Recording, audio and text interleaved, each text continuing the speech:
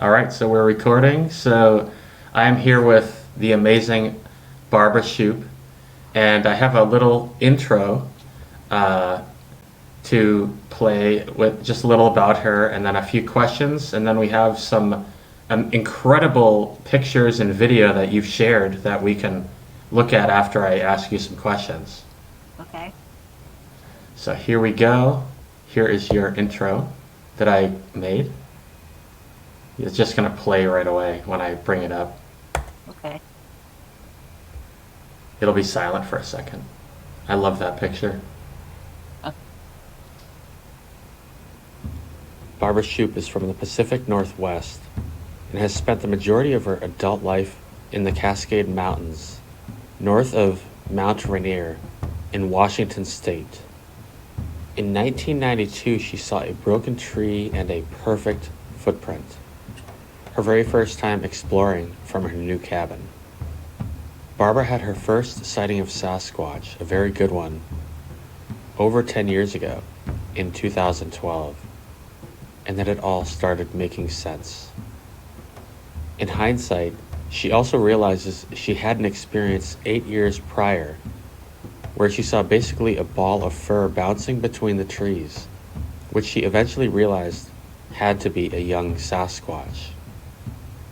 Over the years previous, she had heard various types of activity, such as trees suddenly falling, owls that growl, strange piles of sticks, etc., in the forest. Owls that growl. To say that this experience shaped the course of her life would be an understatement. Since that day, Barbara began actively exploring and continues to until this day, and now basically has a relationship of sorts with the Sasquatch. She has a YouTube channel, Barbara Shupe, where she has posted videos for over 10 years, documenting her experiences. I extracted a few points from Barb's interview on the YouTube channel, Grizzly on the Hunt. I highly recommend that, especially if you'd like to hear more about her experiences, etc. She also did a pretty long interview on the YouTube channel, Pork and Beans, which was terrific. Official name of the channel, Sasquatch BC The True Story, The Pork and Beans Show. With that, I'd like to introduce you, Barbara, or Barb, if that is what you prefer. And that is, you can see what I sort of summed up. Uh, I, I've heard you extensively talk about a lot of your initial experiences, and so I sort of crafted a few questions that I was generally interested in. And would you like to just add anything to that intro, or? You can call me Barb. All right. I thought it was great. Thank you. Your laugh has brought me so much comfort. Oh, Yeah, then when you say that's cool, I just love that. So, well, if there's um, anything else you want to hear me say, just let me know. so yeah, I'll just start asking you some questions. I think they're a little less conventional. It's just sort of where I'm at, and some of my followers. Nothing too out there, but if you're cool, I'll go on and ask you. I think I have like 10. Okay, let's get started. Perfect. Thank you so much. We're meeting early. She's on the West Coast, and I know it's early over there, so thank you. No problem. My pleasure. Thank you. Okay, so the first question, there's going to be like 5 seconds between these. Okay. This was one that, can you speak about, and I hope I have this right, the first visual encounter you had in 2012? I believe it began with you making some wood knock sounds. Can you describe what you saw, how you felt, etc.? Okay, the encounter you're talking about, I think, would be um, after I've had a couple of sightings. This was I had Okay. gone up in the middle of the night. So at this point, I knew they were out there, and I was just trying to figure things out.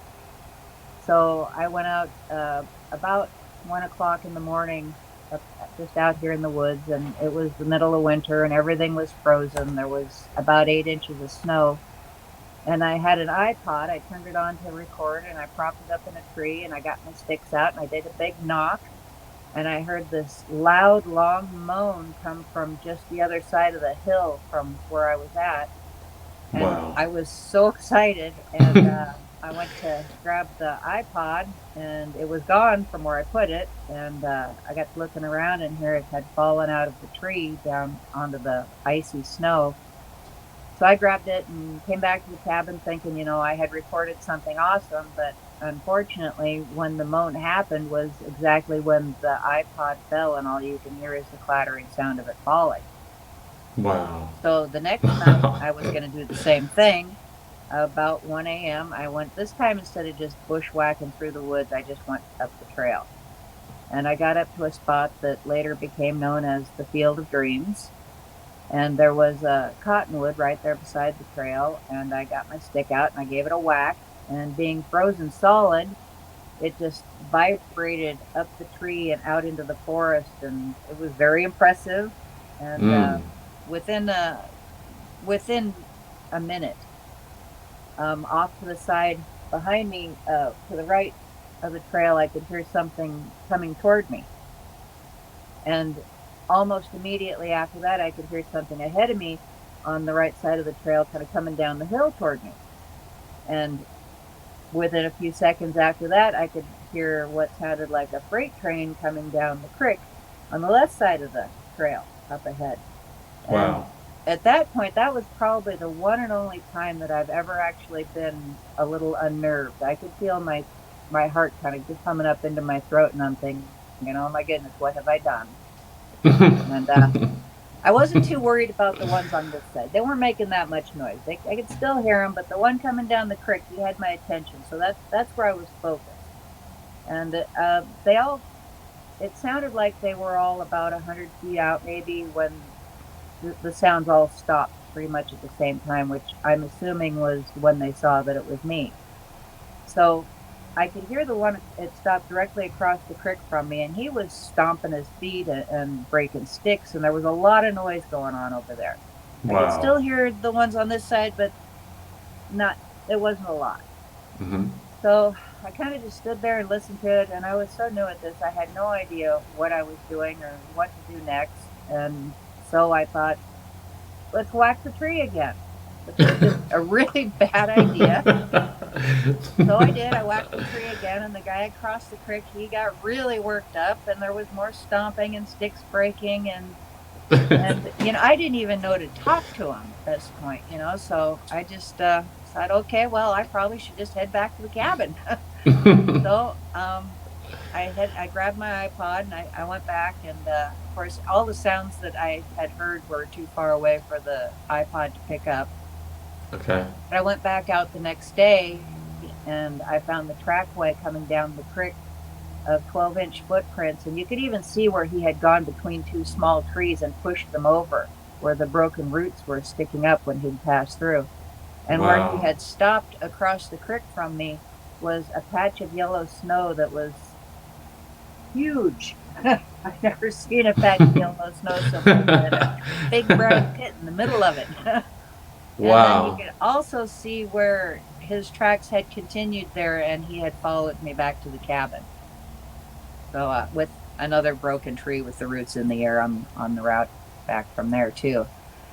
So a cool little side note from that. I was so stoked about it. I went and I got my neighbor, and I took him out and I showed him the big patch of yellow snow. This is the middle of winter. It's frozen solid. And he Yeah. scratches his head and he looks up at the trees and he goes, well, sometimes these trees leak. Nope, I don't think that's what it was. But Wow. since then, he has also wrapped his head around the things that are going on around here. So, Wow. but that's that story. I don't think I knew about the yellow snow. Oh, oh, you know Wow. what? That year for Christmas, I gave myself yellow snow. So that must have still been in December when it happened. Because I remember going up the trail with two baggies and a shovel, and I got myself a couple bags of yellow snow for my personal Christmas present, and I kept them in the Wow. freezer for probably a year until Wow. eventually I had to defrost the freezer. So That's incredible. Thank you. you're welcome. The extra knock reminds me of a mutual friend that I think you know, who I'm speaking of, Edwina. Hmm.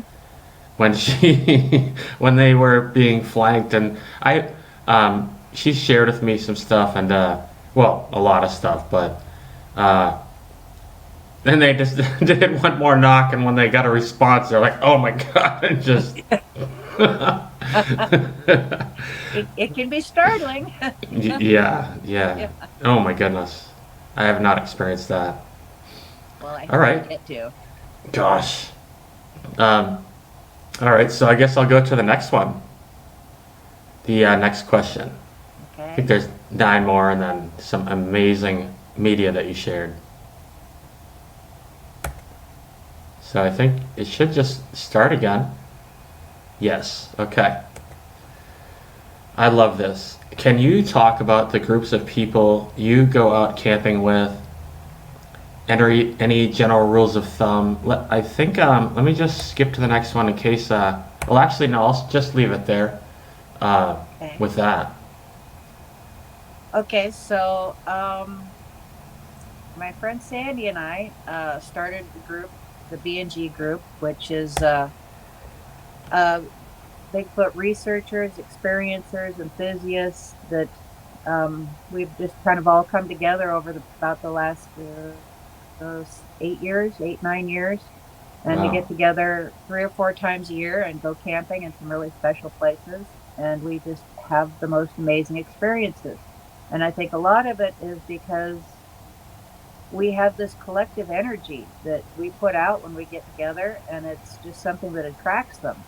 Mm. We have certain rules that we follow. We are always very respectful, and Okay. we never shine lights at them. Our focus isn't to go out and collect evidence. Our focus is to Hi, create Goldie. respectful interaction. Yeah. I That mean, it's that. cool when you see footprints and handprints, and you Mm. collect these things, but really they're not much more than a novelty. They're if it's not part of your experience, then it's not as awesome as you might think, because I mean, when you've had an experience and you have a footprint to validate it, that's really cool. But if you're somebody else and you're hearing about a person's experience and they see the footprint, it's still really cool, but they're basically going to forget about it the next day. It's not part of their world. There's a lot of footprints out there, and it's not enough to consider evidence or proof of Sasquatch. So why would we want to put so much focus onto collecting the evidence when we could put our focus into having interactions, which are life-changing events, which are so much bigger. Wow. So we'll go out, we pick up the trash, we play drums, we sing, we laugh, we have the best time we can just being us and doing our thing, and then they come in and participate, they join us. So that's what we Wow. do. That I suspected that, and I'm delighted to hear you pay attention to the positive vibes you're sending out, Oh yeah, and that feeling makes all that. the difference in the world. Wow. They know your intentions when you go into the woods, and if you are going out there with you know nothing but good in your heart and respect, and that they appreciate that, they want to interact with people who glow and shine and are happy, and if you go out there with you're trying to be sneaky, you're trying to fool them into doing something, that's not respectful. That's not going to want them to come around and hang out with you.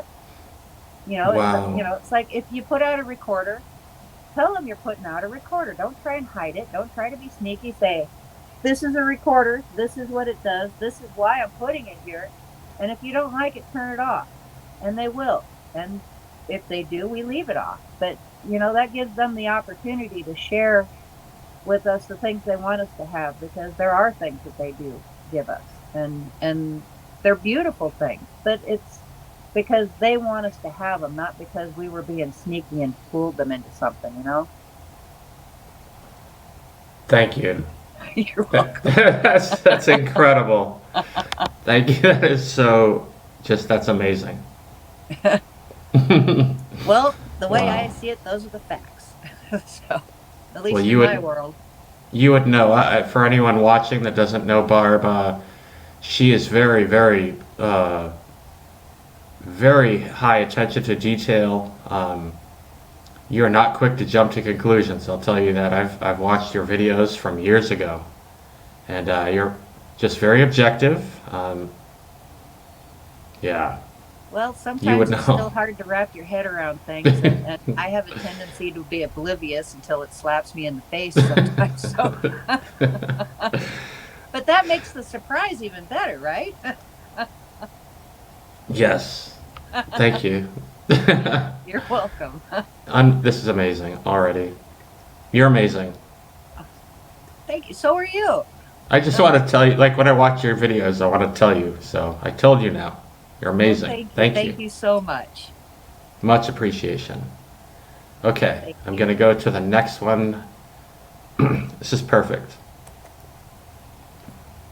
Exceeding my expectations. Okay. I think you just said this. If you'd like to add anything, any suggestions for anyone hoping to go out and possibly have an experience camping or otherwise? Well, I would say go to a place in the woods that makes you happy, that has positive energy. Go to a place that's beautiful but is full of trash, and then pick up all the trash.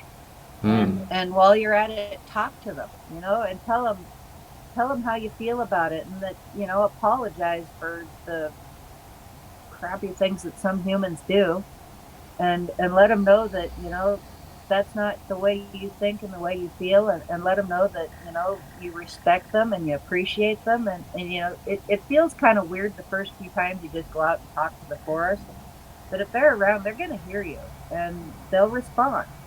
And every now and then somebody will walk up behind you and catch you doing it. You feel kind of silly, but you'll get over it, and it's totally worth it. So,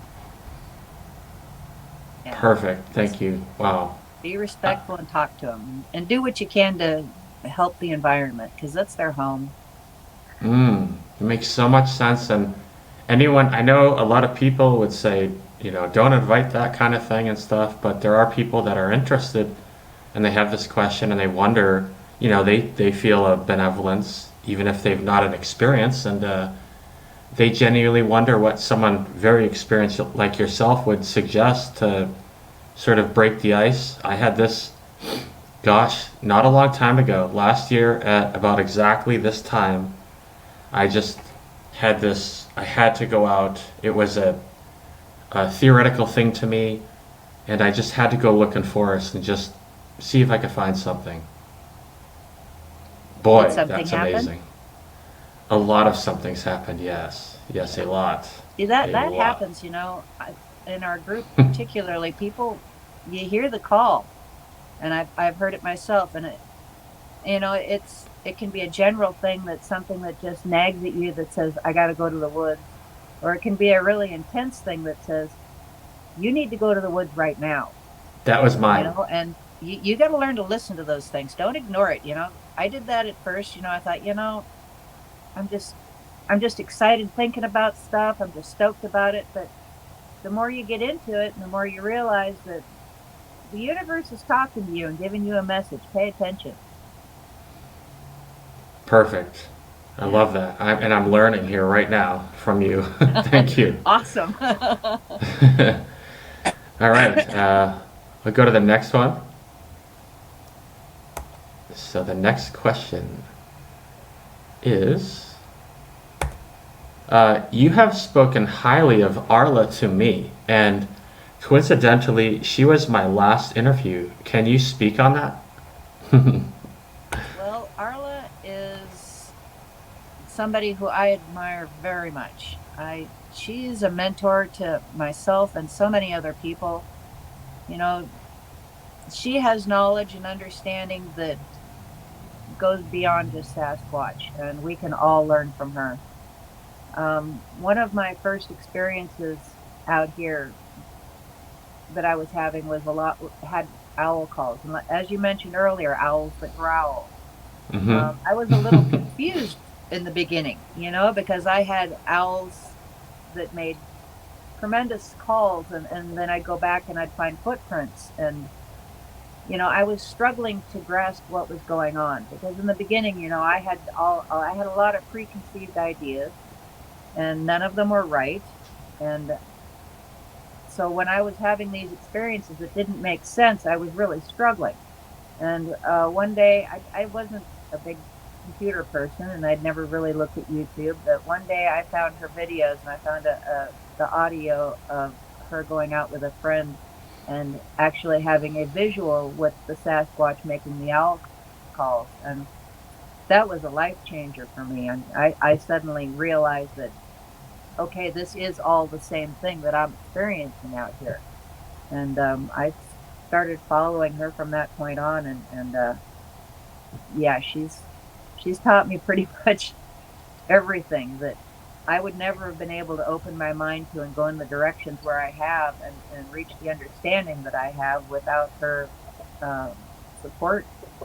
So, thank you, Arla. Wow. So you, first of all, some of the individuals where I've had some experiences talk about the owls that toss pebbles.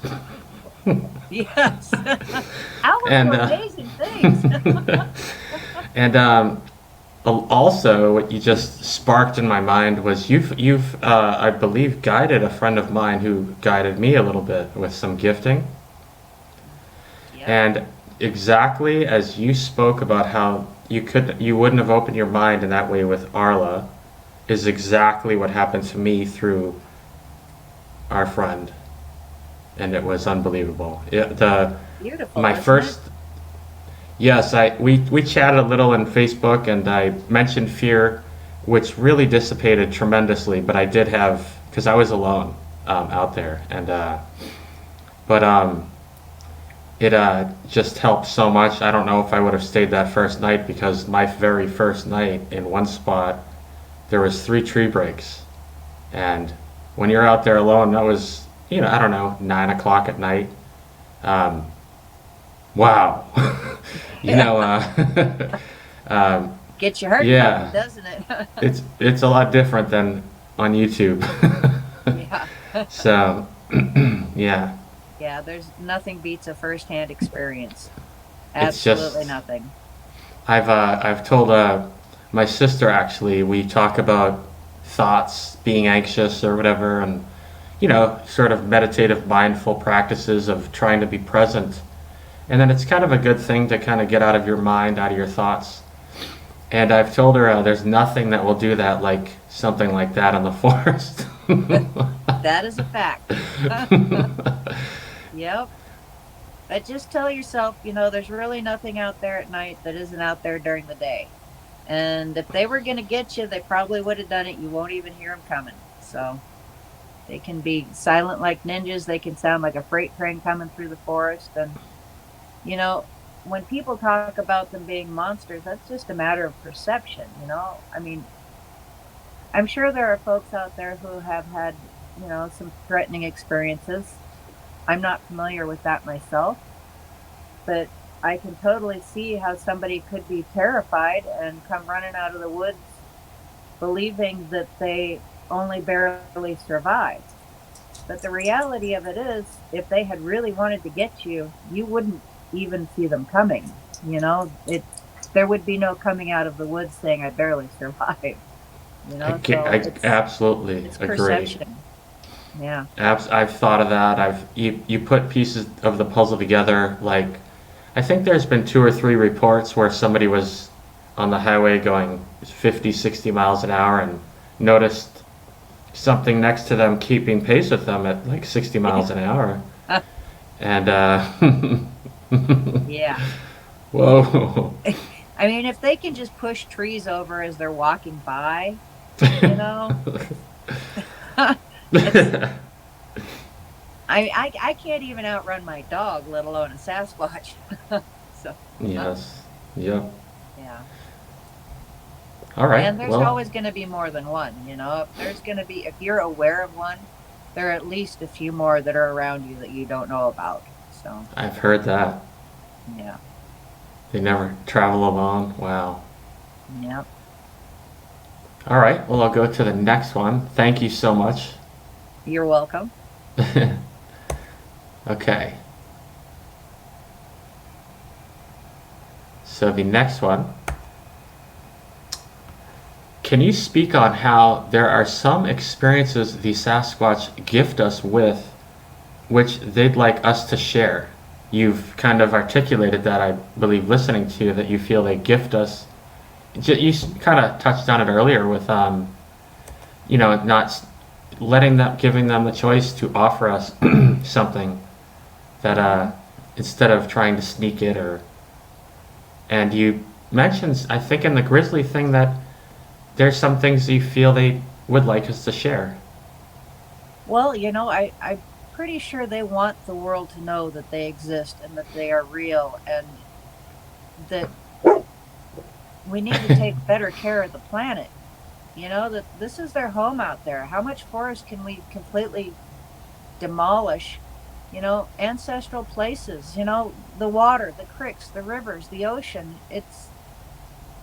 It's going downhill fast, I think that if if if we as the human race were aware that we're not all there is out there, that as far as wildlife goes, it's wildlife is viewed as something to be taken and harvested and used at will. There's little respect for it, but you got to grasp the idea that we aren't the end all beat all of everything. We are not the top of the food chain.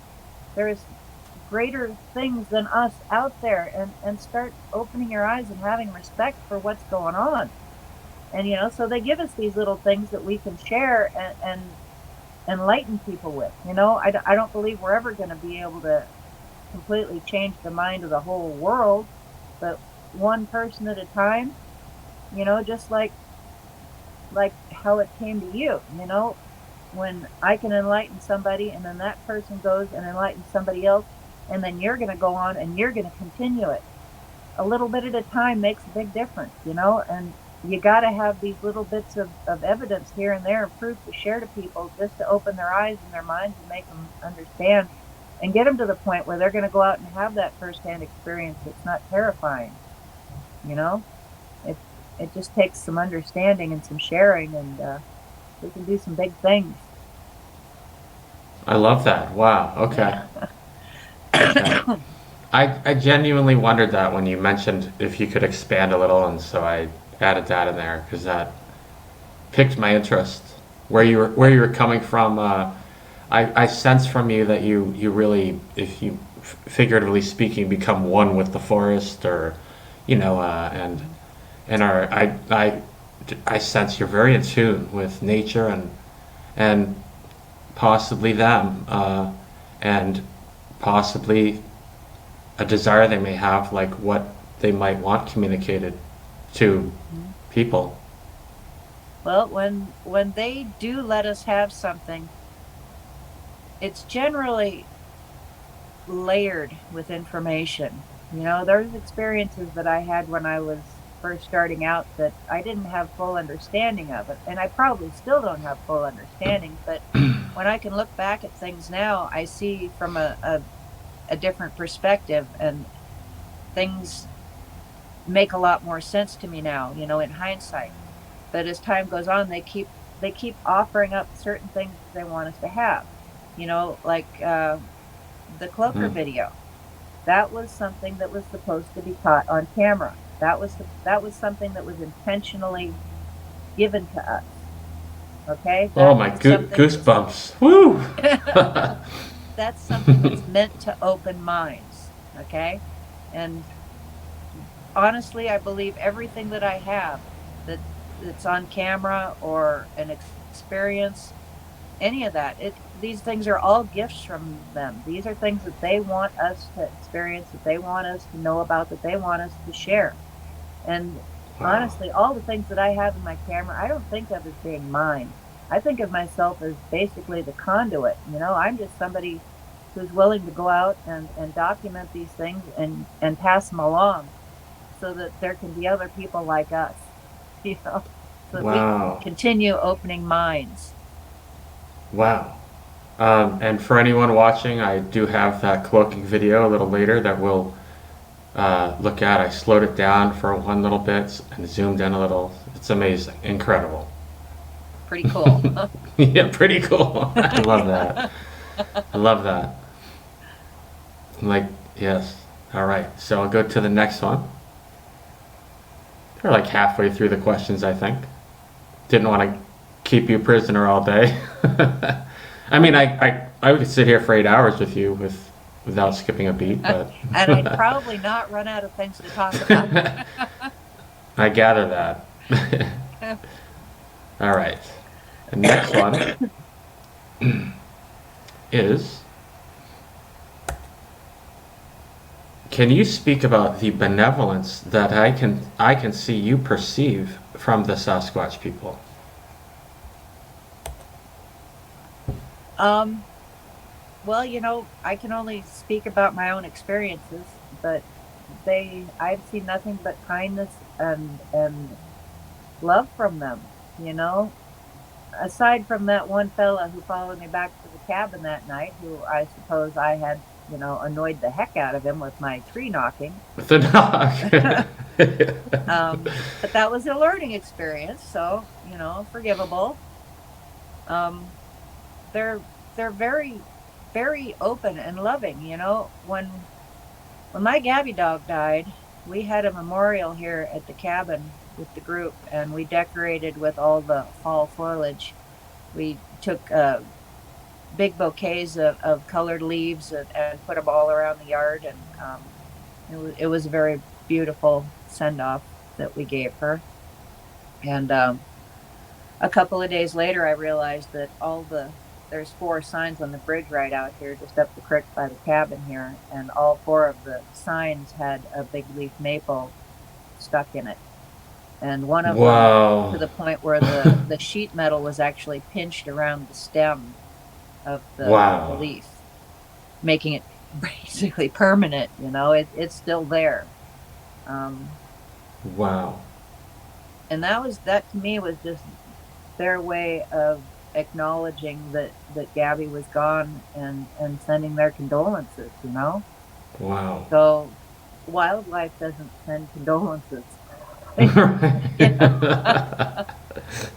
So to me, that's just one sign of how truly big their hearts are and how big their love is, that they can understand the pain and the emotion of losing somebody that you love like that, somebody who's so close to you. And she and I had shared so many of our experiences out there, and you know, she was part of it all, and they participated in the send-off. And to me, that itself says it all about how much love they have in their hearts. I was very sad to hear about that, and I witnessed the bond that you two still have. Well, they sent me Goldie. So they sent you Goldie. They sent me Goldie. So you mean the Sasquatch? Possibly. Yeah. Well, angels. I believe that. Somebody sent me Goldie, and I believe the Sasquatch were fully aware of it. The story behind Goldie goes that after Gabby passed, you know, you don't want to think about getting another dog, but you can't imagine life without one either. So a few months went by, and I started thinking, you know, I should probably have a gold dog. You know, how many dogs are a person going to have in a lifetime? And you know, I'm not so young anymore, and I've never had a gold dog. I should probably have a gold dog.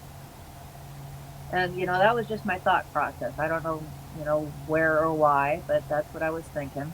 And when I was working down here at the store, the guy that I worked with, who lived in a cabin back behind the store, and he was telling me that his dog was going to have puppies and wanted to know if I wanted one. And I said, well, you know, I kind of want a collie shepherd mix because they're so smart. And he said, well, that's perfect because my dog is a border collie and Australian shepherd. And I said, well, you know, my husband, he just loves labs. So he thinks we should have a lab there. And he says, well, that's great because the dad is a lab. And I said, well, you know, Wow. and I got this thing about I want a gold dog. And he says, well, I don't know about that because, you know, the breeds and the coloring of the parents probably not going to have a gold dog. But so that was something that was in the back of my mind. And he had also been having a lot of Sasquatch experiences around his cabin in that area. When the puppies were born, he sent me a message. There were 11 puppies, and they were all either black or black with gray spots or a little brown. He said that when mom was done having her puppies, they let her outside, and we had about 5 feet of snow here at that time. He said that she went out to go potty, and they let her back in, and there's a huge, heavy door on that cabin. And he said the door was that far from being closed, and he heard just some tiny little sound caught his attention. And he went out and looked, and here was the little gold puppy out in the snow. Whoa. So he scooped her up, brought her in, and that was Goldie. Wow. She's my little angel, and she's very special. She is very, very special. Wow. She knows things. And also, in the time that the puppies were there with their mom, they had a couple of sightings around the cabin. At night, there'd be rocks thrown at the cabin. You know, nothing aggressive, just, you know, little reminders that, hey, we're out here. You know, so the Sasquatch were basically just hanging around looking over that litter of puppies until she came to me. So that's how Goldie came to be. Unbelievable. Yeah. Thank you. You're welcome. Wow. Thank them. Yeah, I knew what you meant when you said they helped, and I've heard that from others. Very tangibly felt that. Yeah. That's amazing. I'm so happy to hear that too. Just that whole everything about that. Yeah, she's Wow. my angel. She's a beautiful gift. Wow. All right. I guess I'll go to the next one. Wow. What a jeez. Had no idea about that. No? Okay. Well, yep, that's how it worked. Okay. All right. Here is the next one. I'm not sure, I've lost count, but pretty sure there was 10. I am so excited to share this with you because you probably don't know this. Some of your wisdom and insights with gifting were passed along to me, and I am incredibly grateful. This one has some video first. After the video, can you speak about your experiences with gifting? What you've taken away from that? First, I'd like to show you some highlights of sorts from my experiences gifting. Okay.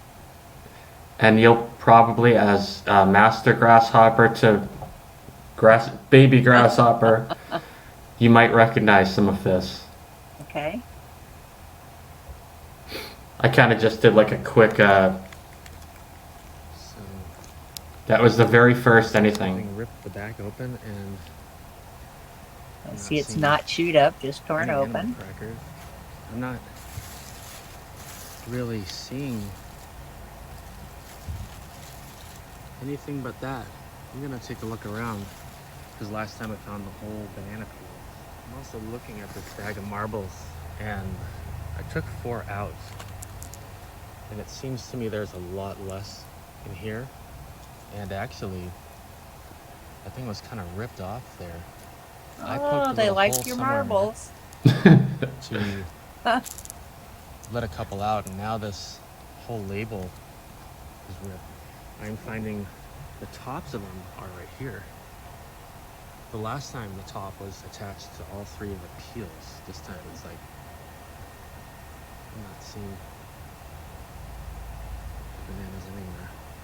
But we know who got the pies for sure because I will pause for 1 second and let you know this was a few months into it, so it had become a bit established. So that's why I'm skipping over a lot. here's one, and here's one put in the back of right next to it. The signature right there. By the way, I tried myself doing that for one of those receipts, and it's not easy to rip those like that. Here's another one. And similarly, and I had just expressed how I love this. And there's two of us bent in half and put back in the box. Oh, that's awesome. And as I walked up, I saw this right next to it. Incredible. Holy crap.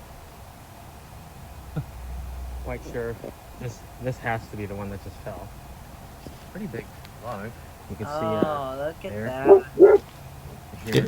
It was right 100 feet away. But you can also see like that little piece of wood there, a couple there, one there.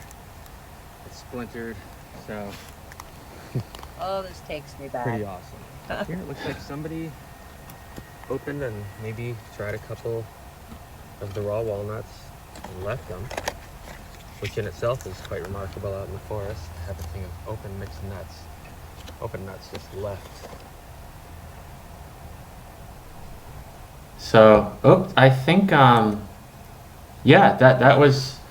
So I just wanted to ask you about your experiences gifting, and I think you noticed the nuts. I just found it incredible that they were just there in the middle of the forest untouched. They never took everything, almost always, and I think that you could sense your influence in that right there. It felt like one of my videos. Because of what you've passed on that was passed on to me, I feel I had an incredible running start with that. I think you did. Yeah, Yeah. I think you did. It took me probably 6 months of putting stuff out before they started actively taking things. The first jar of peanut butter that they took was, well, I tried all kinds of things first. You know, first I put like this stuff on a stump, and then I had an inverted milk crate that I put over them with a big rock on top so that, you know, regular wildlife couldn't get in. And a few times the rock would be like turned around or upside down on the crate, so you know that something had lifted it. One time there was, I think it was a big chunk of obsidian that was under the milk crate, and it was on the outside with the rock still on top. And so I knew there was something going on, but they weren't really taking anything, because I'd take like big bouquets of spinach from my garden and put it out there, and even the elk wouldn't touch those things. I think maybe just because of the smell that was around, or they just didn't want to mess with it. But my first jar of peanut butter, they opened by squeezing it, and so it was squeezed about that flat, and the lid, that popped the lid off, and you could see where there were sticks. They had used sticks to dig it out, and every jar of peanut butter after that was taken. I tried anything and everything that I thought they might like. Every week I gave them a pie. Always a fruit pie, except for one time Sandy thought, you know, let's try a chocolate cream pie, see what they think about that. We put it was a little harder to fit in the basket because it was bigger than one of the regular pies, but we did it. We made it work, and went back out there, and apparently they liked the chocolate and the crust, but they don't like the whipped cream, because you could see where it, like they had taken and just scraped and just flung the whipped cream everywhere, but there was not a bit of chocolate or crust to be seen. That doesn't sound like a coyote to me, scraping off the whipped cream. And similar to my mixed nuts, if the whipped cream was still on the ground, that is pretty remarkable, because I felt... your mixed nuts remind me of something even better. I had taken a jar of, what was it, dried apricots and some kind of nut. I don't remember what it was, but I had mixed them together in a jar, a mason jar with a screw-on lid, and put it out there. Well, they had unscrewed the lid and eaten all the nuts and dumped out all the apricots. The apricots are all over the ground, and there was one apricot that had a bite taken out of it. and that was it. Wow. So he Wow. did not like those. And the cool thing about it was that other wildlife had not come in and cleaned up all those apricots. So it was like if they reject it, then nobody else is going to eat it either. So, but that was one of the things that they would do would be to take uh, some of the food items. They would just disappear. They would be gone. They would take them somewhere else to eat. But usually the packaging was right there for me to pick up. And the pie tins, I used the bigger pies, and a lot of times you could see where there was like the hand mark on the pie tin, where it was kind of pressed into the aluminum. We did a lot of balls. They really liked balls. I had 3 balls about so big that were full of liquid with glitter and lights and stuff, and those disappeared right away. One was brought back about 6 months later. The cork had been pulled on it, and it was drained, and it no longer worked. And I don't know if they thought maybe I could fix it, but it was beyond my capabilities. But they always really Wow. liked the balls. And bubble wrap, Wow. we did bubble wrap once. They took it across the creek and popped all the bubbles, but that it was just like us. It was fun once. They never did it again. Okay. But looking back at it all, when I started gifting, it was because I wanted them to become comfortable with me. I wanted them to learn about me, and I wanted to make friends with them. It was my way of reaching out and making offerings. And looking back at it now in hindsight, I can now say that the habituation wasn't what I thought it was. I was under the impression that I was habituating them, but the reality of it was that they were the ones that were habituating me. I was the Wow. one who was learning to accept Wow. them and understand them. They already knew all about me. So they were the ones that were in total control of the situation. And yeah, so when you're doing your gifting, go out and keep that in mind, that the things that they're giving you, that they're leaving behind in these things, they may enjoy the treats, but you're the one walking away with the lessons. So you're the one that's Wow. being habituated. They're making you comfortable for bigger and better things. Wow. One thing I left away with was just the feeling that it wasn't about the food at all. They don't even No, need it. no, They they don't need don't. it. Sometimes I think maybe they try things just to be polite. Kind of like, all right, I'll try one of these. They suck. Dump them on the ground. Yeah. Yeah. I'd heard the reasoning why some things were not like an orange, or some things that seemed like sour, and it would be found smashed. Oh, what was it? A tomato or a potato? Something. My husband, or my dad's wife, had a gifting area right there near mine, and they had put something. I think it was a potato. They had mashed it onto a tree, and just like on a broken branch. And then I had a jug of rock salt that I had put out there, thinking, it's minerals, Salt. right? Yeah. Well, it sat there for a long, long time, months and months and months, and then one day I found it on the other side of the creek, beside an inside-out fish skin. So I guess they decided to have a little bit of trout with some salt on it. Wow. Okay. Yeah. That's amazing. Yeah. And who else peels the skin off a fish, so that it comes out like an inside out sack Yeah. with the tail in the bottom? No kidding. Yeah.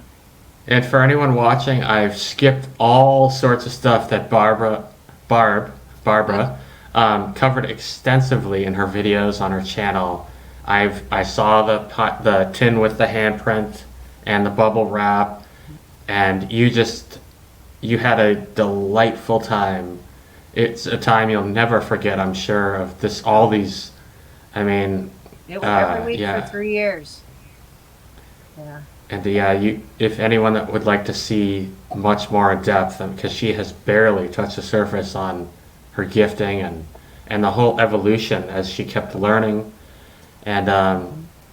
yeah, one thing I came out with, not that I've done it anywhere close to you as long, but to to pay more attention to subtle little things. Mhm. My friend eventually said maybe take a picture of what it looks like the way you leave it, and then the Yeah. next day and compare. Yep. Yep. Do that so that, especially in the beginning, because changes are going to be subtle. And that's one of the things that I've learned is one of the ways that they will interact with you is they will find something that you pay attention to, and then they will use that and make subtle changes and move things or add things or take something away, just enough that if you're paying attention you're going to know that something's happening. It's not going to be anything that's blatant and big and obvious. You're going to have to pay attention. And I don't know if it's you know a game that the young ones like to play, although I'm sure that they get a lot of amusement out of some of these things. It's all part of the big picture, of learning and accepting how they interact with you. And I was thinking, just sort of in general, how we're kind of both giggling about certain things like tossed rocks, maybe, because there's two different schools of thought. Some people, they realize there could be a being outside tossing rocks at their house, and it's like a horror movie to them. And I know people that are delighted when they Oh hear, yeah. even maybe see handprints on a window or hear a vocal or even a scream, or they feel just benevolence. It's almost like you think about being them, and if there was any way to communicate with someone, how many options do they have, with what you kind of understand where they're coming from? For instance, for me, I heard footsteps, and of all the different various types of footsteps, I realized the ones I heard were very gentle. And yes, when I one time heard one walk right up to about maybe 10 feet away from me, just on the edge of the forest, just out of the light, yes, my heart, oh my goodness, I couldn't even, my heart beat in my ears. But I was also where I didn't feel like something's coming to kill me. Um, which crossed my mind at times, absolutely. Alone in the forest, horror movies growing up, I told you that. Just nothing they did. But what some might consider terrifying, barely escaped, chased, another might see it a whole lot differently. Yeah, it's a matter of your perception. Yeah, it's your mindset when you have these experiences. If you're thinking that they're monsters, well, then you survived an attack. If you're thinking that they are a benevolent friend, you just had a wonderful visit. you know. So Yeah. you got to change your perspective. Get rid of the fear. They don't want to deal with anybody that's afraid. They don't want us to be frightened. But that's such a big deal, a big part of it. I mean, if they're reaching out to you and you run off terrified, that's got to be a horrible feeling, you know? Yeah. Yeah. I've thought of that with some researchers when they finally get a really, a thing stepped up a little and they just, oh my goodness, and run off. And you think Yeah. from their perspective, there's these people that are interested in us, and, we do Yeah. something and that just scares the crap out of them. So we're kind of limited here because, Yeah. There are certain times that they do things that, like, if you feel like you're being pushed out of the woods or herded in a certain direction, you know, there could be reasons that you're not aware of. They could have things going on that you just don't need to be there for. There could be other hazards, other dangers in the area, things that they're trying to protect you from. I mean, if say there's a cliff through the woods right over there and you don't know it, well, they don't want you to panic and run that way.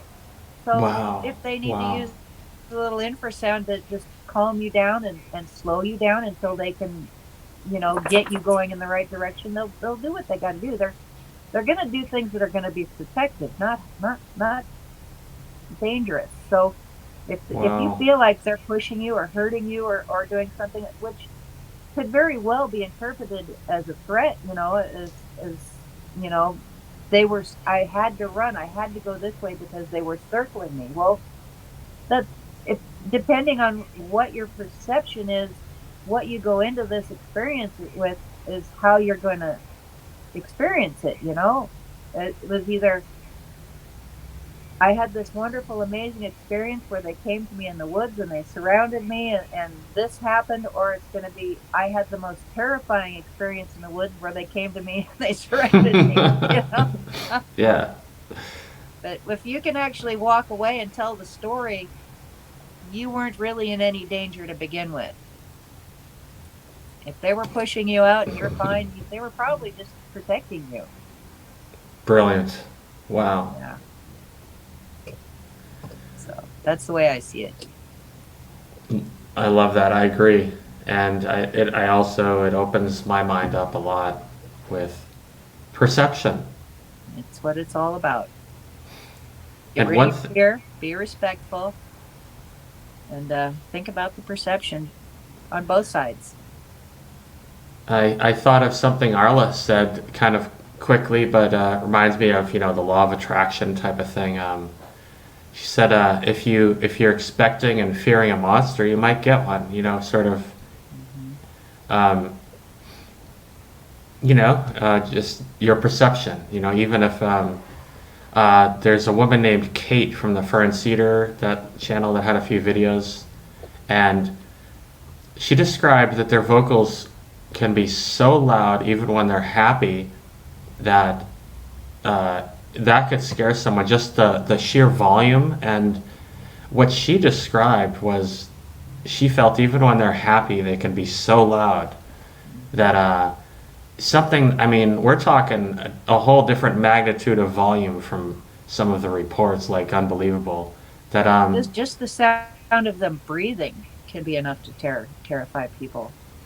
It's so wow. loud and so intense. I have not heard And that. just the energy of being around them.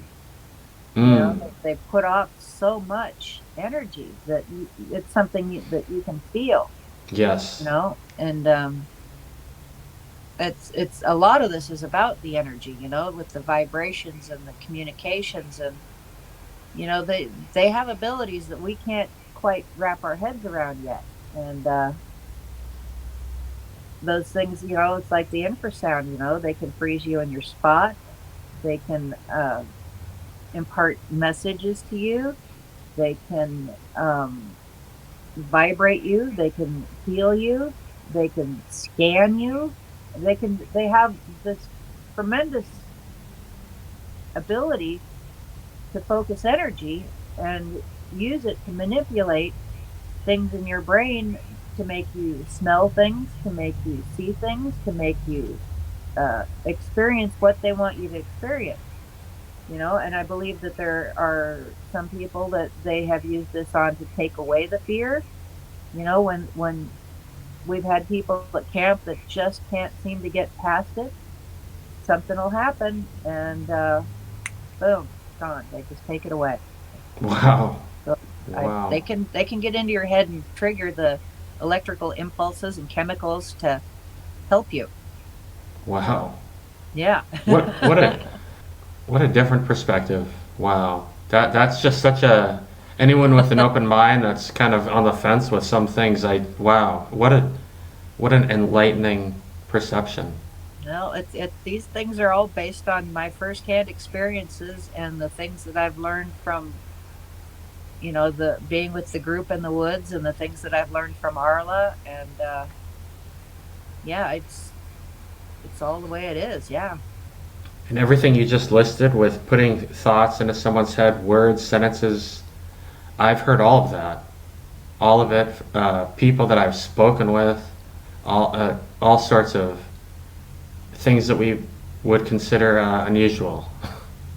You just have to open yourself up to it. If you're so full of fear, or so full of ego, looking for proof and evidence, and going out there with no respect, and those are the things that shut it down.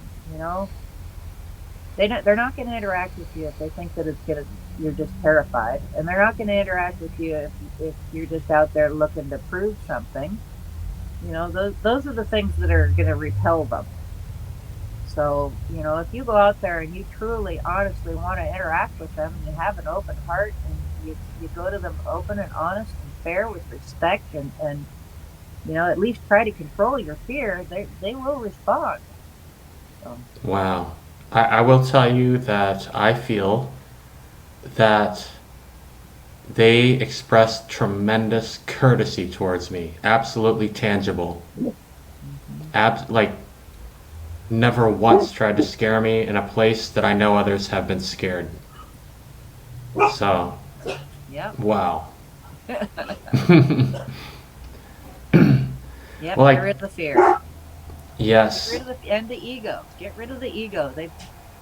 Going out trying to find proof or to make a name for yourself, that's not going to get you anywhere. You got to open yourself up to who you truly are inside, and be yourself. Be true to yourself. Be true to them. And Arla probably told you this, but you'll probably learn as much about yourself and through these experiences as anything else. And ego gets in the way of that for a lot of people. You got to be right. If you have preconceived notions that you can't let go of, if you have ideas that are more important than what you're actually experiencing, if you go out there to prove what you think is right, and you try to twist and force things into that being what you want it to be, it's not going to work. You got to let go of that stuff. For some reason, I knew you were very insightful. I knew it. Amazing. That amazing wisdom. I spent a lot of time in the woods. Yeah, listening clearly and feeling, right? Learning to feel and trust our intuitions, and yeah, there's a lot of things that each person is going to struggle to overcome to do this journey. Things in your own mind that you've got to wrestle with and come to terms with. That really reminds me of a spiritual master, the way they describe them, the gurus of India. Yeah, well, you're just seeing echoes of Arlen. Yeah, it's just the. Not only that, but for me, it was the energy I felt reminded me, because I've gone and visited a few of them from India, and received their blessing, and it was the same energy, but maybe 5 times more powerful around the Sasquatch. Yeah, it's so much energy. Oh my goodness. Yeah. Well, I guess we'll move to the media stuff that you graciously sent for us to look at together. Okay. That's what I planned, if that's cool with you. Oh, just yeah, no problem. Okay. I've got about probably 20 minutes. Okay. Boy, I could go on forever. I have this appointment today, so. But this right. Well, we've already talked about a lot of the things in the pictures I sent you, so we'll just move right through them. Yeah, and I have probably the best for last. Or there is no best, but a pretty cool one. Oops, I just hit while I was talking, I was hovering, but I guess I clicked on it. But here's I have sort of put these together. There's 2 of these, and then there's the video that you said is associated, and then 2 more of this set of prints. Amazing. So this was from last October, our last camp out, and it wasn't even a scheduled camp out. My friend Heidi and I had been looking for a new place to pick huckleberries, and we went up into this new area, and I had watched equipment back in this area back in the 80s, so I was aware of this area, but the spot where we went to had always been so trashed that it just wasn't a place we, ever wanted to go spend time. And we decided we were going to stop there and look for rocks on the way back from picking huckleberries. Well, we came back out and we were so mesmerized by this area, by the campsites that we found back in the trees and the river and everything, that we just had this amazing draw to be there. We just couldn't bring ourselves to leave, and it was so powerful that I scheduled a late end of season camp out just to spend some time there. It was a really small group, all women except for one fella. And the first night we were there, we had the recording I sent you has a deep growl that was right there by the fire, right beside us, that we heard. And it, unfortunately, the recording, for anybody who's listening at home, you're going to have to put headphones on to hear it's a deep grumble. But also, while that happened, there's also a knock that none of us heard at the time that was recorded at the same time. There's other things that are happening there. Later that night, something that was so big ran between the tents in camp that it shook cots in 2 tents. And then Wow. a couple of nights later, sitting by the fire, it just popped into my head, we should go look for fingerprints. Because that's something we always do at the camphouse, is we go, I have a black light and a regular flashlight. We go around and we check all the vehicles. So we had 5 vehicles on one side of the road that we did first. And we probably spent at least 2 or 3 minutes minimum going over each vehicle and didn't find anything. So we were probably out there for at least 10 to 15 minutes checking the vehicles. And then we had one left. This was Terry's truck on the other side of the road. So we crossed the road, and as we're crossing the road, I said to Terry, this will probably be where we find it. This will be the last place we look. And just seconds later, we're looking at this giant fingerprint on the side of her truck. This was the first photograph I took. You can see there's another kind of a smudge there beside it. Yeah. But, yeah, that fingerprint was 1 3/4 inches by 1 9/16 inches. And that's just measuring by what was visible. That's not even a full print. That is the biggest fingerprint, and it is so perfect. You can see all the dermal ridges in it. Wow. So while we were doing this, while we're filming it, I took pictures, and then I turned the camera on, the video on, and it's getting harder and harder to see on camera. And Terry's holding the light, and she's trying to hold it at different angles to get it to show up. And we suddenly realized, oh my gosh, it's drying. It's getting to the point now where we're only really seeing kind of the greasy spot in it. And Wow. about that time, we heard a big stick break in the woods, or the darkness right behind us. And it's like, okay, so this was intentional. You saw us come out here. They probably put it in my head to go out and look for fingerprints. They watched us check all of the other cars, and they left this one in the perfect timing for us to watch it dry, while they were standing there in the darkness watching us do this.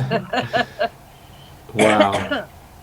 So there's another picture that I sent you that shows it the next day, where that night was really warm and breezy, and there was nothing left but a slightly less damp or dusty spot on the truck. I'm not sure if I have them in order, but okay, so that's, so you can see where it had started to dry there, where it's disappearing. Yes. No. I kind of zoomed a little. And the next clip is the sound that you described, and then I have 2 more print, and I do it twice. The second time with the volume up as high as I could do it in my editor. Okay. So, and she does mark where the sound is too for anyone with headphones.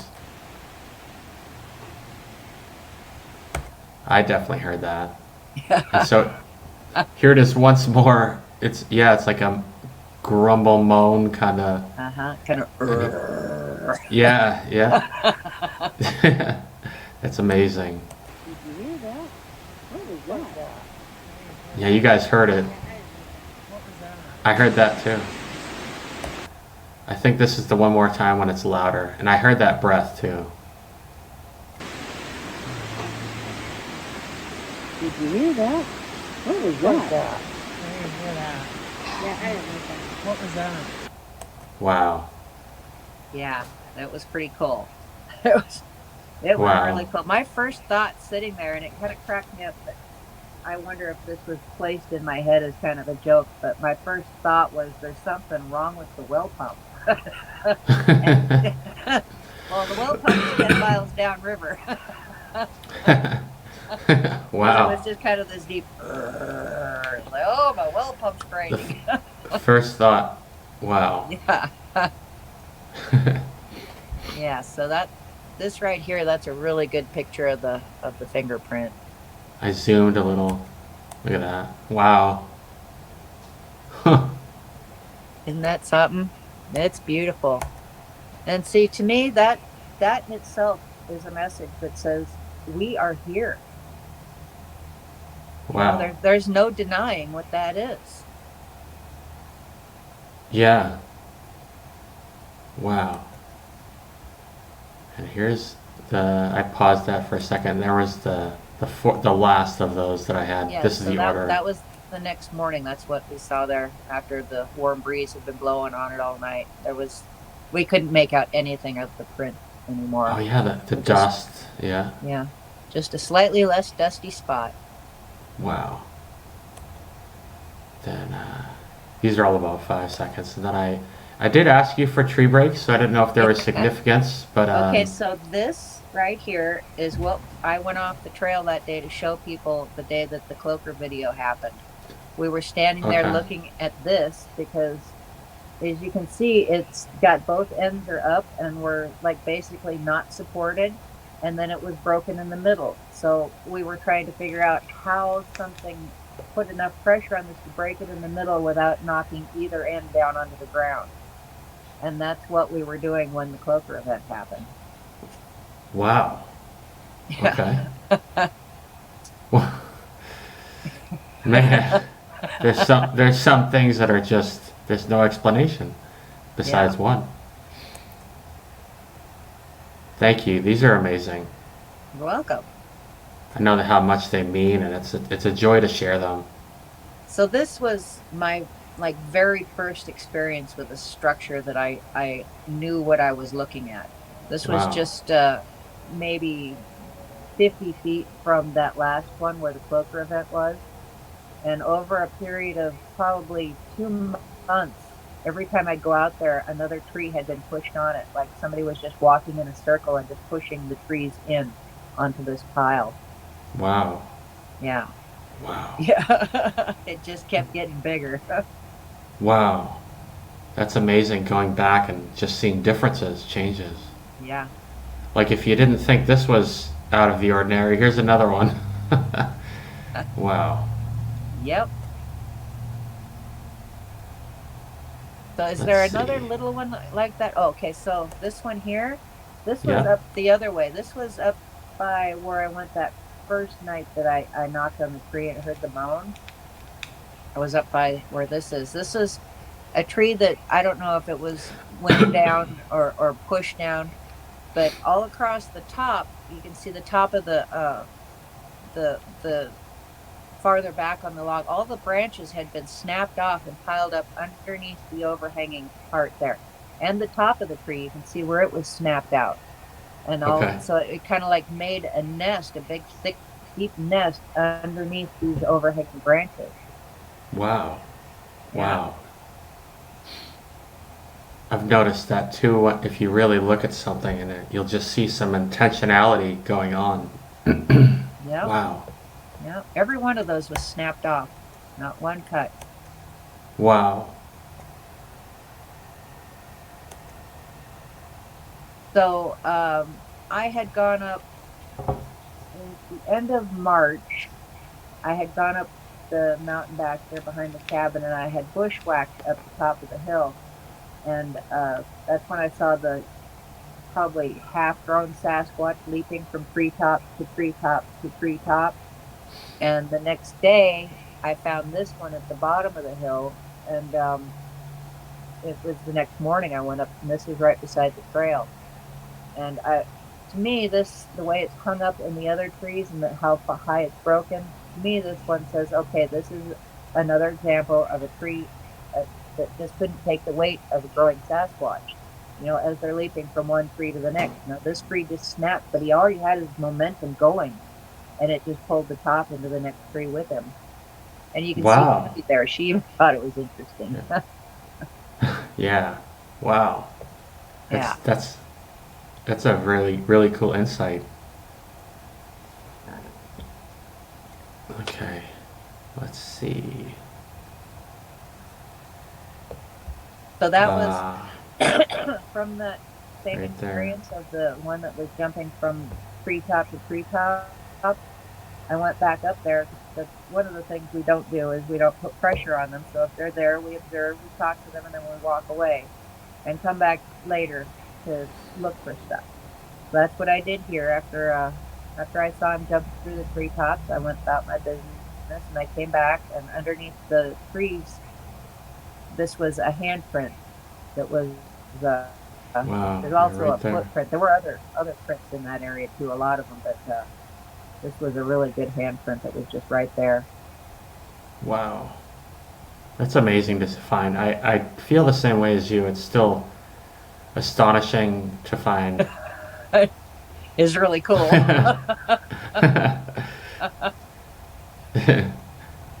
So do you have another one of a print on the ground like that there? That's the footprint. That's the Okay. 12-inch print that was underneath the first tree he jumped from. Right there. So Wow. the one that I saw jump was probably about the size of a really large man. I mean, he wasn't huge, but he wasn't small either. So Okay. this may have been his print, but there were more in the area, so I can't say for sure it was. But he Okay. was, yeah, he was about the size of a large man. But you can see how that big toe kind of bends out there. Right there. Yeah, I think Wow. that's something that helps him in the trees. Okay.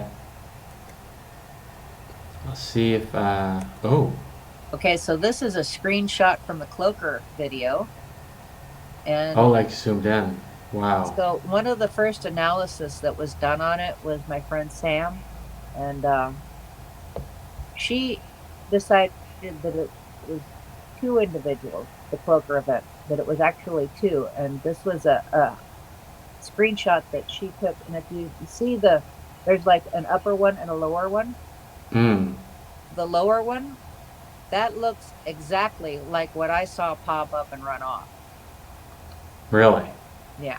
Okay. Wow. So, and you can see right behind them, there's kind of like a horizontal log. So Yep. when they dropped down, whoever it was, whatever it was, dropped down and came up underneath the back side of the log. I don't really know what was on this side of the log because it was just a blur. But what I saw pop up behind it was just a domed head with no neck, just triangular shape right into the shoulders, covered in black hair, and it popped up and it took off running, and it was all arms and legs and hair flying, and yeah, that is exactly what it looked like. Wow. It's amazing. Yeah. We'll see. Okay, so yeah, because I was going to ask you, I had actually prearranged this question. Can you speak on experiences that you were stumped by, which you now understand are likely cloaking? And we've kind of skipped over that. And then what I did is put this question to the end, and then I do actually have one more quick question. Oh, and then but yeah, here's this should be the video next. Then, Right know, here. Yeah. like a thrust and not a hang, you know what Yeah. I'm saying? 'Cause if Something if hard I'd and hung on it fast. For any amount of time, The heck was top that? would've Did you came see down. that? Sam's been What I did on the third one, I believe, is an arrow for anyone watching, but you'll see right around here, something just drops down. I think I zoom on this next one. you know, Yeah. like a thrust and not a hang, you know what Yeah. I'm saying? 'Cause if Something if hard I'd and hung Right on it there, for any right amount of there. time, The heck was top that? would've Did you came see down. that? Sam's been, Right there. you know, Yeah. like a thrust and not a hang, you know what Yeah. I'm saying? 'Cause Thrust if and not a hang, if Something I'd hard hung and on fast. it- That's amazing. You just see it drop right there. And also, just before it happens, there's a burst of white light that you'll see. It's kind of like right at the tip of that branch. You'll see just it just kind of, so it's not really a flash. It's more like just a burst, like a slow motion flash. Very interesting. And I think that's part of the event. Wow. Okay. Yeah. And all right, I have, and of course anyone can rewind this and watch. I went slow for anyone that wants to sit here and I'm sure you've got a. If you want to send me whichever your video is with this, if you remember, I'll remember to put this in the end. I mean, I'll try to remember. I should be able to. And for anyone that wants to really look at your original clip and just have a field day trying to figure it out. So Pretty cool. Oh yeah. Here it is, the zoomed one. This one is looped. Zoomed Whoa. and looped. Wow. Oh wow. Wow. Oh, backwards. Okay. Wow. And then, if you don't want to say anything about that anymore, the last one I just had was if you could speak on behalf of the Sasquatch, what do you think they would like you to tell others about them? Well, to wrap up the Cloaker video, Yeah. they keep an open mind and be prepared to have experiences that you never thought were possible, because these things happen. And don't be afraid. And there are people that you can reach out to talk to if you have one of these experiences, because you're not alone, and there are people that you can get some support and understanding from, and it's part of the journey. So if you have an experience like this, just know you're not alone. I would like to, before you answer this last one, interject something for anyone that's gotten this far and suddenly is like, oh my goodness, what is this cloaking? I was just at the Florida Bigfoot conference, my first conference, and there was David Paulides, Ron Moorhead, Jeffrey Meldrum, Ronnie LeBlanc. I don't know all the big names too well, but I've got a vape too. But I've heard of all of them but Ronnie when I went there. And Jeff Meldrum, I'm just going to buzz over this, one of his emphasis was how quantum physics could define or explain invisibility. Ronnie LeBlanc, his first experience was hearing disturbance like a bulldozer, whatever it was, crossed the path in front of him and then continued like a bulldozer, and there's nothing visible, but you could see all the brush being shredded.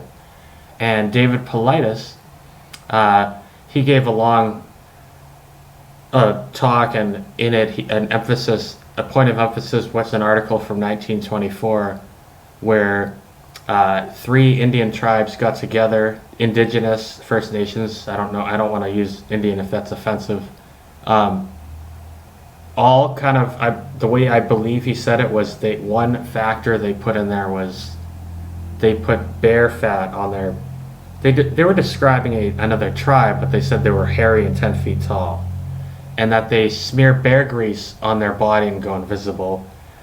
And he seemed to me to be proposing that as almost as much of a fact as you're going to get, in the context, 3 native tribes saying this. I believe that's how he said it. I don't want to misrepresent the facts, but he definitely mentioned invisibility. So David Paulides from Missing 411, Ron Moorhead from the Sierra Sounds, and Ronnie LeBlanc from, I think they said Expedition Bigfoot. So if you want to hear some people that are kind of authorities in this, it seems to me they went extensively about that. So Ron has a book that Quantum Bigfoot, I think is what it's called. I'd highly recommend it. I think he's probably, as far as explaining and offering an understanding of the stranger side of Sasquatch. I think he's probably going to be your best bet to, if you really want to get some in-depth reading and understanding, that's going to be your go-to book. All right. And I'm glad to hear that Dr. Meldrum is opening his mind to the other possibilities. yeah, I won't say that he talked about that stuff. He kept it very, but he did. People directly asked him about the weird stuff, and he kind of left a neutral answer. He said he doesn't have experience with that himself, so he's clearly heard of it. Yeah. So. Well, slowly but surely, we're opening minds one at a time. Yeah, I mean, I had an experience with invisibility myself. I spoke with Mike Patterson in our video about that in our interview.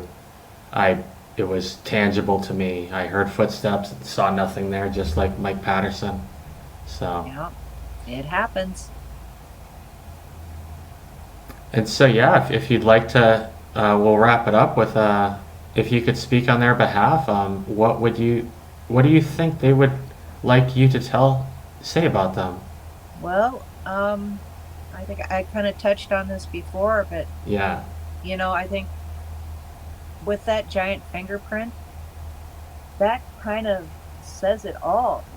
Like I said before, there's so many different layers of information and messages that they give you. When it comes to that fingerprint, it's not just look, this is really cool. It's not just this is evidence of our existence. It's a message that says we are here, that we are real, we exist, and I don't think that they have any interest in coming out and interacting with the world on any kind of big level. I just think that they want us to have a little more respect for the planet, the forest, for each other, to think about what we're doing, the destruction that goes on, the waste, the disrespect, the horrible things that happen in the world. We need. Okay, I might, be projecting some of my own emotions onto what I see here coming as far as their message goes, because I'm the one that it's being interpreted through. So it's going to have reflections of my own feelings. But I don't think any of us can deny that when we go into a campsite that hasn't been used for years because it was so trashed, and when all that trash is hauled out of there, and we are thanked with a giant fingerprint, to me that says you cleaned it up, and we appreciate that, and it means so much to get the garbage out of the forest and out of the water, and to go in there with open and pure hearts and seek interaction. That's what they need. That's what they're looking for from us, is the respect and the understanding, and it's about respecting ourselves, respecting the planet, respecting them, and just doing our best to be the best humans we can be. I guess that's about it. I love that, and I have to fly out the door because I have a thing. So I don't even want to end abruptly, but I have no choice. I understand. Thank you so much for accommodating me on time and sharing your wisdom with me, experiences, and anyone else that will listen. I appreciate it so much, and bless you. It's my pleasure. Thank you so much. All right, I will. I'll see you online somewhere, I hope. And yeah. Once Maybe again, we'll do thank this you. again one of these days, huh? I'd love that, actually. Yeah, because I didn't ask you very much and skipped right over a lot. So, yeah. Yeah, we could probably do this a few more times and still not run out of stuff. Yeah. All right. Well, have a wonderful day. Thank you again. And You're welcome. That's it. All right. Bye. See ya. Thank you. You're welcome. Have a great day.